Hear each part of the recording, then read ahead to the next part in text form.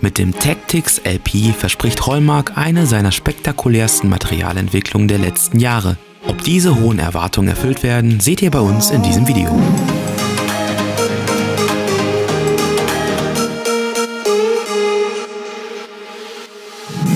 Der Tactics LP läuft offiziell unter der Marke Hallmark, wird allerdings über Gevo vertrieben. Preislich ordnet sich der Belag, der Made in China ist, regulär knapp unter der 40-Euro-Marke ein. Optisch kommt der Tactics mit zylindrischen, sehr langen, gleichzeitig aber auch relativ breiten Noppen daher. Die Noppenköpfe sind geriffelt und griffig. Die Obergummimischung macht einen elastischen Eindruck.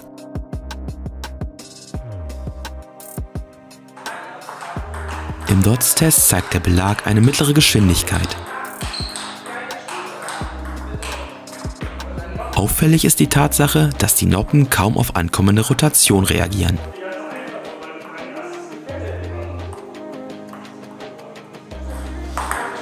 Bei den ersten Schlägen gibt sich der Tactics noch relativ unscheinbar, aber im typischen tischnahen Störspiel schon mal recht heimisch.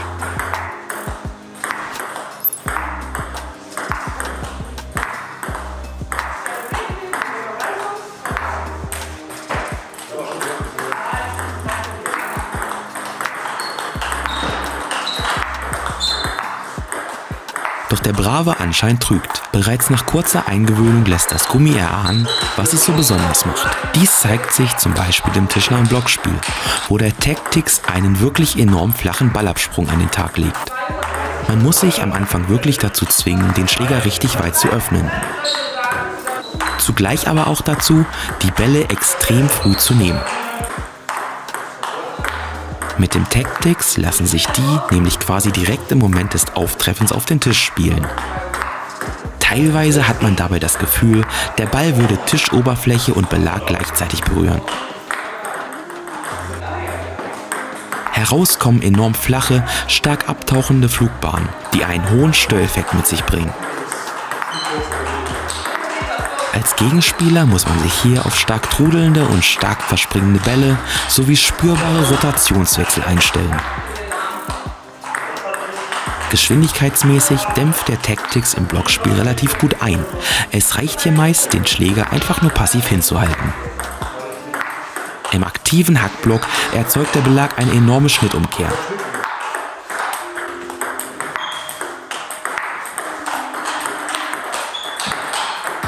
Eine ganz große Stärke zeigt sich dabei im anschließenden Druckschupf.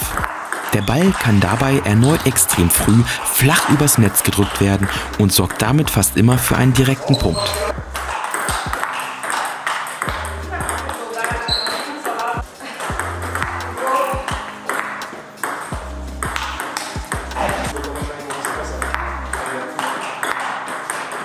Zudem zeigt sich, dass der Tactics auch aktiv bzw. sogar offensiv eine gute Figur macht.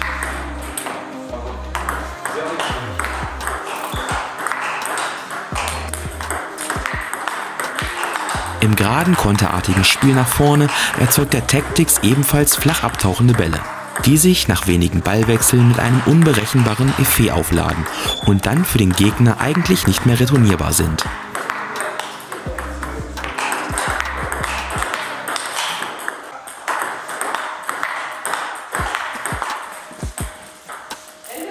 Nebenbei bemerkt kann die Langnoppe auch mal auf der Vorhandseite für frontale, schussartige Angriffsbälle eingesetzt werden. Diese sind zwar nicht einfach zu spielen, dafür aber immer sehr gefährlich und unangenehm.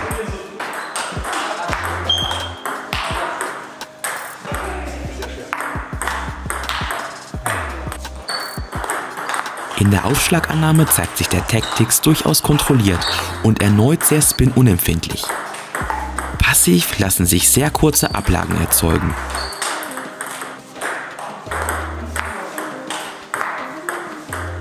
Aber auch wenn man Aufschläge aktiv beantwortet, ist dies für den Gegner gewiss kein erfreuliches Gefühl. Spitze Winkel, flache, abtauchende Flugbahn, druckvolle Bälle. Der Tactics bietet hier eine breite Palette von Störeigenschaften, die wirklich exzellent sind.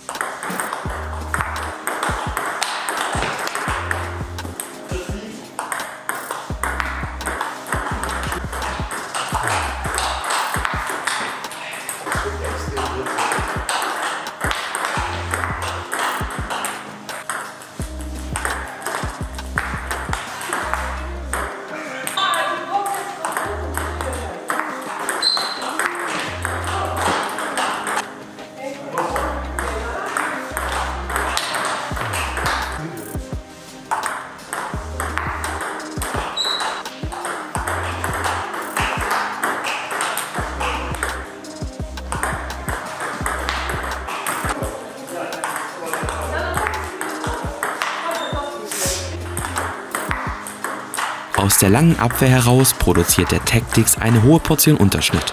Zudem lassen sich die Bälle dabei recht kontrolliert auf den Tisch zurückbefördern. Tendenziell lässt sich der Belag also auch hinterm Tisch ordentlich spielen.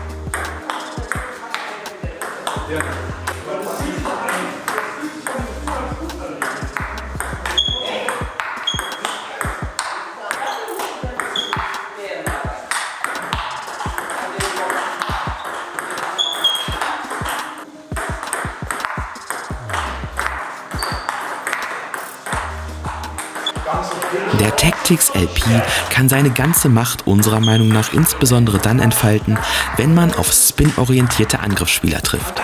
Von daher glauben wir, dass er im unteren Leistungsbereich nicht ganz so heftig zur Wirkung kommt. Darüber hinaus benötigt diese Langnoppe natürlich auch ein gewisses Händchen, um richtig in Fahrt zu kommen und das gesamte Störpotenzial abrufen zu können.